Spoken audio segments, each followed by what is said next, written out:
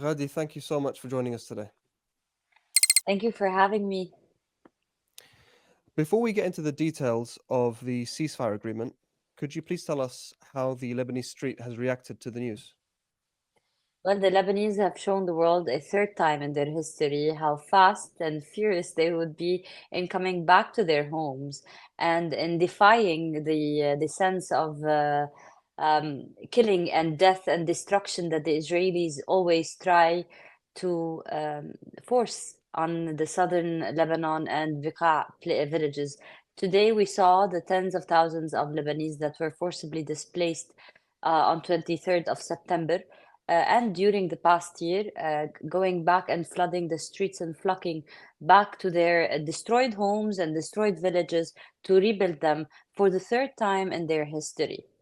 The as much as this is a respite for the Lebanese people, the anger and the pain and the devastating feelings of frustrations and of loss is still there because the genocide is still there in Gaza, and because the loss and the pain is big. We have witnessed more than 3,500 martyrs in Lebanon, mostly civilians. We have seen destruction and assassinations of doctors and medical teams and rescue workers and journalists. And it's just today, the Israelis in Khiyam and the borders where they were forced out, they today tried to snipe two journalists, our fellows, Abdul Qadir Bay from Sputnik News and Zatari from the AFP. So this is just now. So the Israelis are showing us who they are, and they are trying to avenge these journalists today as they were forced out of Lebanon. Their invasion did not work. Their plans did not work. So this is basically something many of us questioned, but many of us were sure that this is how that round of war would end, because for decades and probably for the past few years, we have been told all the time by the Lebanese resistance that this capacity is there, that this military capacity is there, that this readiness is there. And I think by the testing of fires, assassinations, and ongoing brutal American-funded and weaponized war of destruction on Lebanon and the Lebanese people, the resistance was able to prevail. So the test was, in conclusion, Lebanon is as resilient and resistant as it always was. Yeah, I mean, it just goes to show how strong and resilient the people of Lebanon and the people of Gaza are. More than 3,500, as you mentioned, Lebanese people have been killed, mostly civilians. This is more than the number of Palestinians killed in the 2014 Gaza war, which up until the current genocide was the most deadly war. So, I mean, it is really, you can't put into words just how grateful the Palestinian people and the people of Gaza are, especially to the people of Lebanon for how much they have, how much they stood by the people of Gaza. Now, there was bombardments in Lebanon, even last night, just before the ceasefire agreement Of was course. announced, even after the agreement was announced. Uh, could you tell us what and I think as well the details currently they're not very clear, as at least to my knowledge. Could you tell us what you know of the details of the ceasefire agreement? While you were asking this question, I started piling the answer in my brain, and it works for both of these implications. First of all, the numbers of deaths, martyrs, and the numbers of destruction are not only painful, they're very big. It's genocide, unprecedented, but still, if we put them in the sequence of our ongoing war against colonization, our resistance since 1948 till today, our struggle with this occupation and the colonization, you would see that millions of Palestinians, Lebanese, Syrians, Jordanians. I mean, even the British themselves suffered. The British soldiers were the target of a bombing in King David um, hotel back in the Jerusalem back in the day by the Zionists themselves. Everybody suffered. Everybody killed in the Middle East for the past 78 years was killed because of this entity and its presence. So if you look at the scale of the sacrifice that this land and this region and these native people have put, especially the Palestinian people, with the ongoing massacre day in day out, even if there's no news or battle like the one we hear about when it's like today we hear about something inside the West Bank, but mostly every day something happens in the West Bank and we don't hear about. And this has been the case for Palestine since 1948.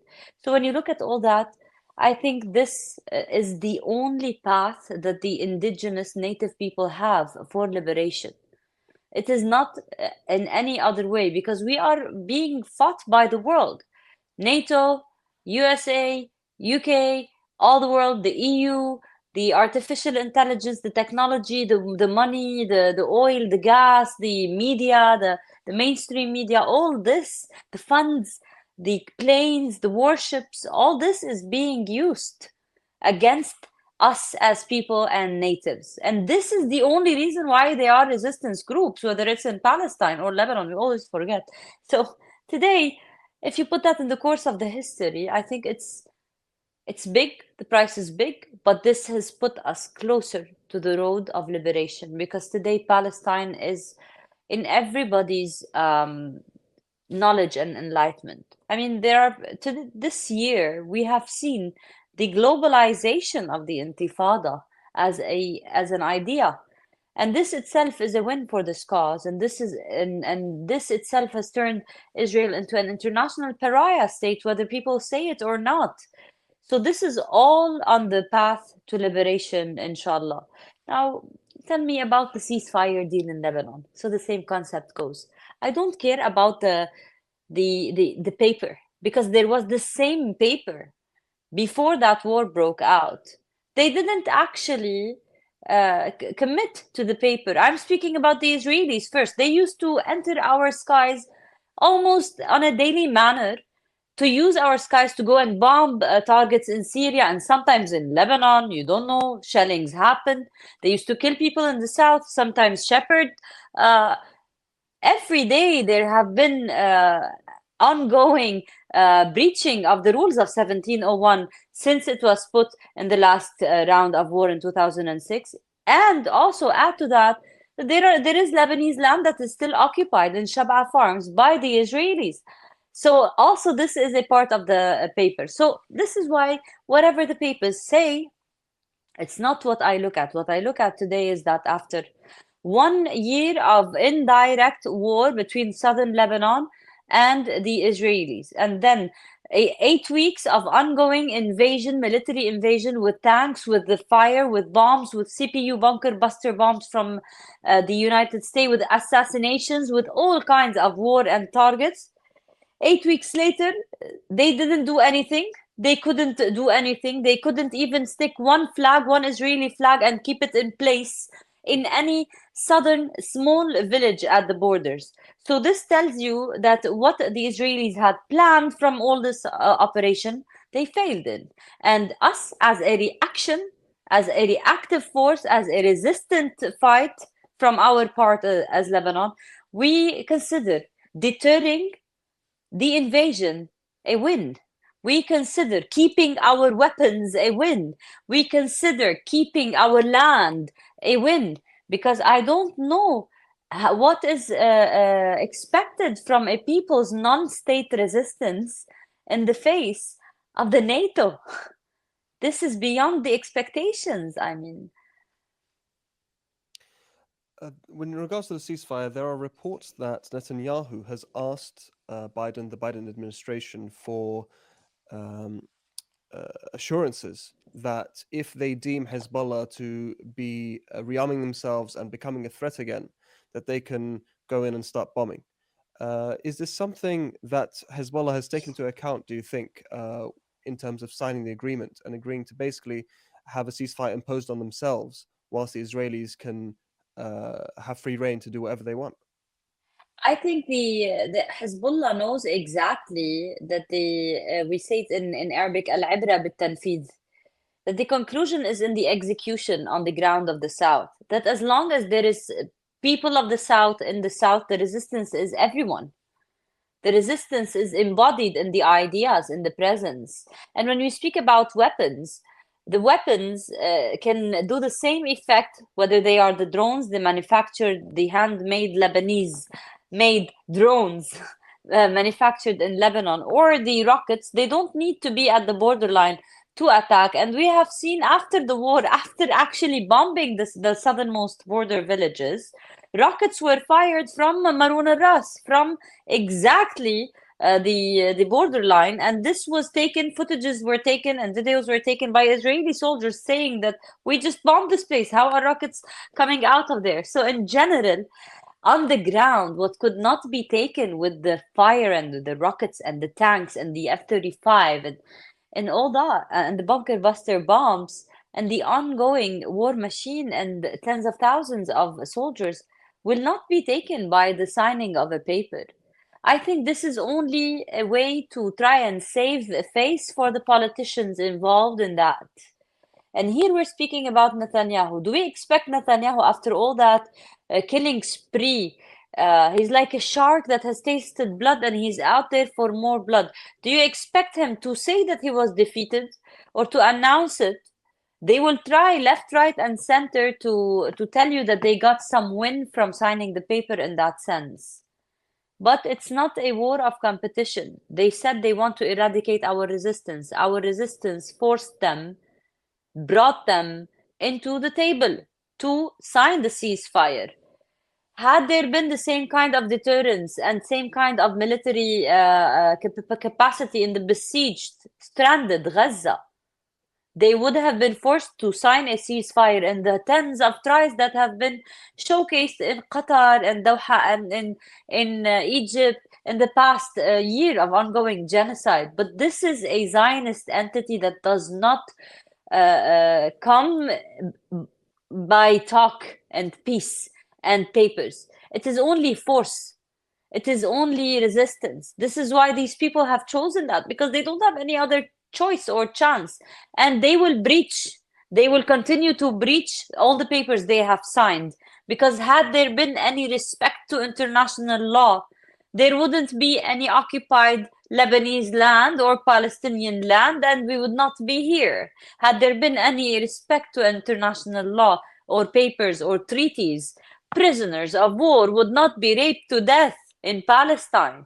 This is not like they make up propaganda. This is being reported by the mainstream media. It's that out there that Sky News have reported that about Dr. Adnan al-Bursh. So I think today it's just out there, it's out there, and uh, no paper or shape or diplomacy can change facts, even if it is let me call it the protocol of how the rounds of wars are ended. But the actual war, the war is a liberation war, it's a liberation struggle, and it will only end in the day when every Palestinian person that was forced by killing and brute and harassing out of their land, and somebody came from elsewhere to take their land, when they are served justice, this is when this struggle would end. Only then. Speaking of people returning to their land, you mentioned earlier that many of the Lebanese people who lived in the south or are from the south have begun returning and have begun rebuilding already. Are they not afraid of what may happen after 60 days, since the ceasefire agreement is said to last only about 60 days? This is exactly what the Lebanese spirit is about. The paper and the news about 60, 40, 50, 600 days. This is not where they take the credibility or to whom they listen. It is their land, and they think about, we go back to our homes, we will claim our homes, we're not leaving it to anyone. This is a part of the structure of this society, especially in Lebanon, because these are lands that have been taken and freed with blood. We are speaking about families that have served blood to remain in the south. Every house in the south has a martyr. Imagine, God bless all of our families. If my fathers died to maintain this land and I survive now, I will go back and be there even in a tent on my land until I can rebuild. This is how the Lebanese people are. To them, this land is more important, and I think they are totally right, because to take this land, to empower colonizers from Germany like Daniela Weiss, and from Europe and from the world, to come and take our land, to empower them. Billions of dollars are being spent. So I think the southern Lebanese people, when they stand their ground and they fight with everything they have for that land, it's worth it. It's worth it. I mean, it's part of the problem for Israel is that it's a colonial project that's 200 years too late. I mean, they came at a time of anti-colonial struggle, and yet they expect to succeed. And as you said, the Americans, they still throw billions of dollars down the drain in order to help the Zionist entity stay afloat. Now, the uh, the ceasefire deal. I mean, I know you talk about how it's not really important what's on paper, but for the Israelis at least, is there some sort of importance for the fact that this ceasefire deal ends just about when Trump takes power? I think this will be a way to tell everyone that this fight has been postponed, that this might change in a little while, that whatever they couldn't deliver in the ongoing war, they would deliver later on by politics, or like Donald Trump would give them that. But I think this would be the case if America was the one that stopped the war. If Israel was the one that chose to stop the war. I think they were forced. We have to see the day before they were forced into signing the ceasefire. We have to see that 560 times the sirens and the alarms in Tel Aviv and in Haifa uh, were fired, were ringing. So around 500 times within 4 hours or 3 hours, millions of Israeli settlers were forced into basements. This is existential for Israel. Israel is a settler colonizer society. When you undo the action of settling, you undo Israel, even if it's for a second of time, for a split second. These are humans that have been empowered and brought and brainwashed on a birthright shenanigan kind of hallucinating justification to make it okay for people to come and take other people's land and steal them. So these are people who have been empowered to do that by the world. So when you undo that, you undo the whole project. This is why they were forced into a ceasefire. And this is why whatever Donald Trump has in mind could not be delivered by Netanyahu. Maybe he will change it, or maybe they will reopen a new round of war with a more brutal effect. We cannot really be safe about what the Israelis do or what the Israelis want. First of all, because the massacres continue in Gaza, and they're not going to change the. You cannot be genocidal and then be a good boy. It doesn't happen like that. This is a genocidal war criminal regime that has been already tried and tested, and the international courts of justice have already said that. 170 countries around the world have already validated that. We are past that.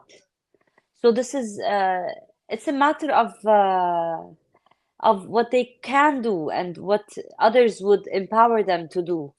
Um, if they want them to wage another war on Lebanon, they would.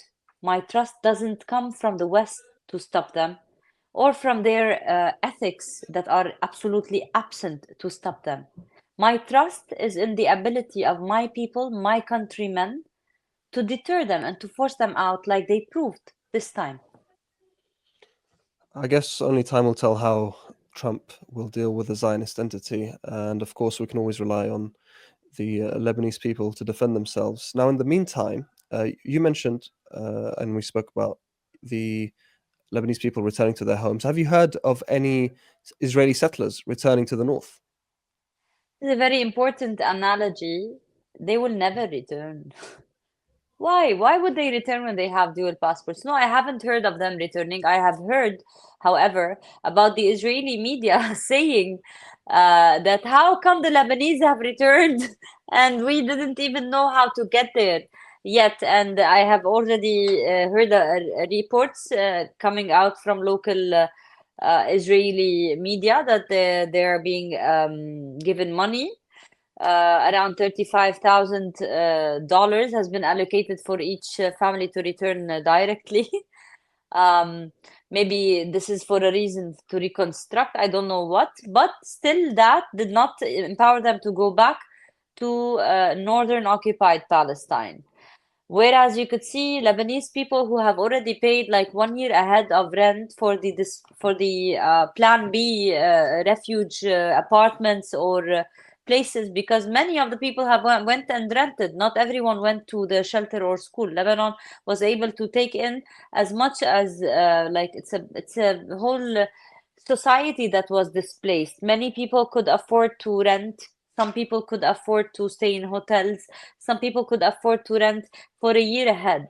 So even these people who were renting places for a year ahead, they just left at night and they went back to their destroyed southern and Biqai, Baalbek, and these areas to their homes. They returned there. So you are speaking about an indigenous people versus a colonizer. An indigenous person that has paid the price of life, blood, loved ones, family, comrades, sisters, brothers, in that struggle is not is here. They are here to stay. They will not leave it for any price.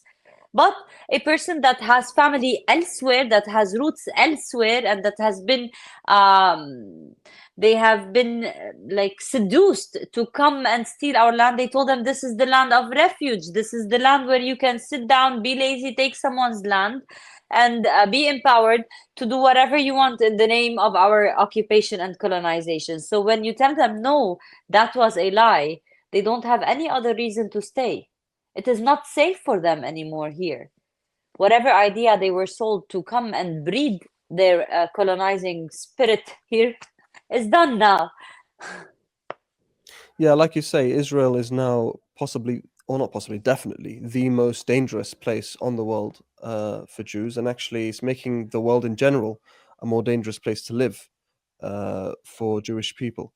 Now, I want to move on to a question that's been asked by a lot of people, which is that the late General Secretary Sayyid Hassan Nasrallah made it very clear that under no circumstances can there be a ceasefire with Hezbollah unless there is a ceasefire in Gaza.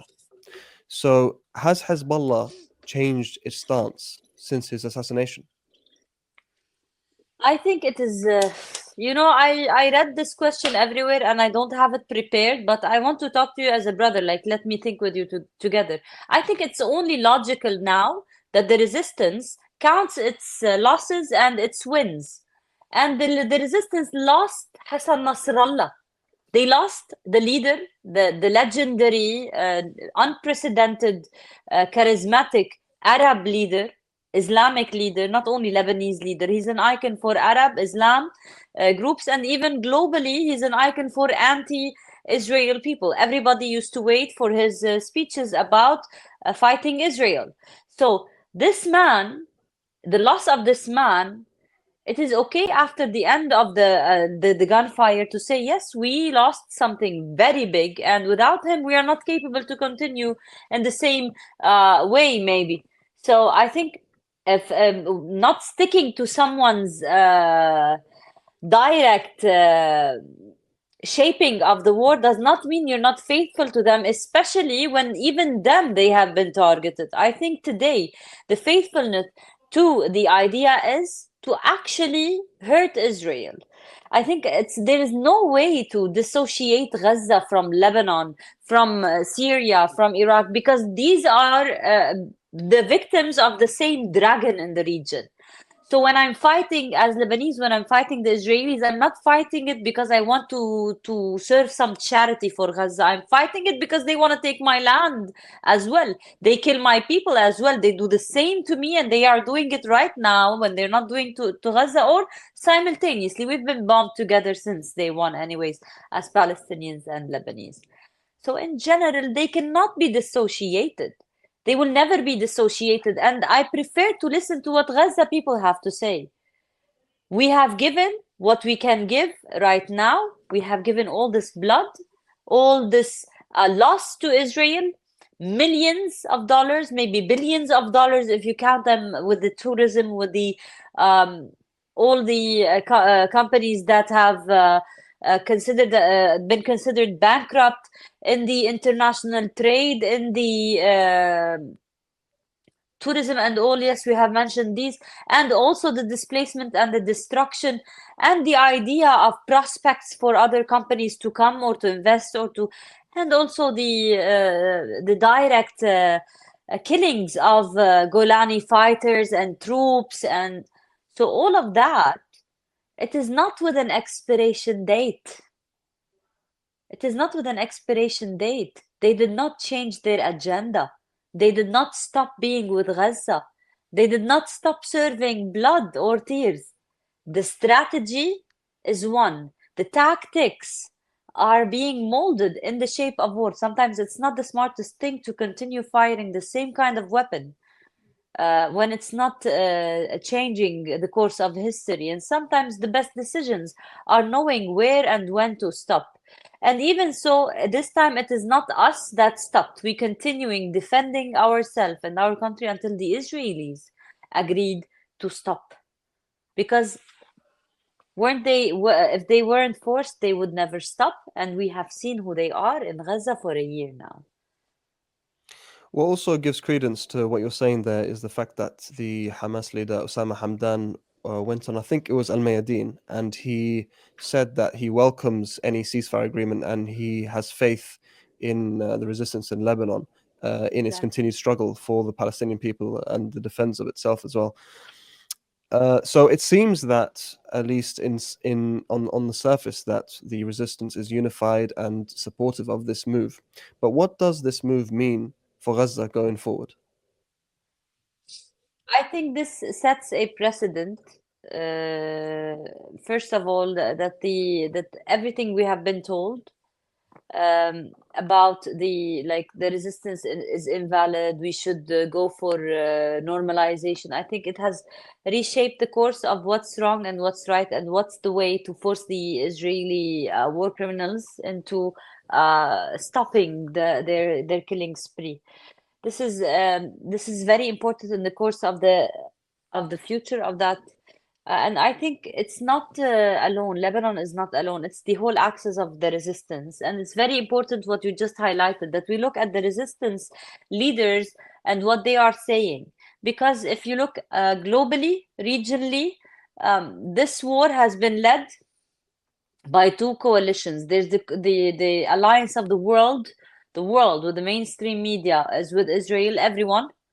And there's the alliance of Iran, South Africa, the people of UK, and the university students of the USA, but not the administrations. But when you speak about fighting, it was Iran, Yemen, Iraq, Lebanon, Palestine. These were doing the deterrence together, and the Syria was being the place to pass. And so these together know how to orchestrate this time. And I think with the changes, with the new American administration, with these times, the different times that we are transitioning into, I think it is very wise to watch how that would be orchestrated, and what would happen in Gaza will not be dissociated from the whole axis that has paid all that and that has put all that in this war of solidarity, in this alliance. Ghadi Francis, it's been an absolute pleasure. Thank you so much for giving us your time, and I wish you all the best and safety. Thank you.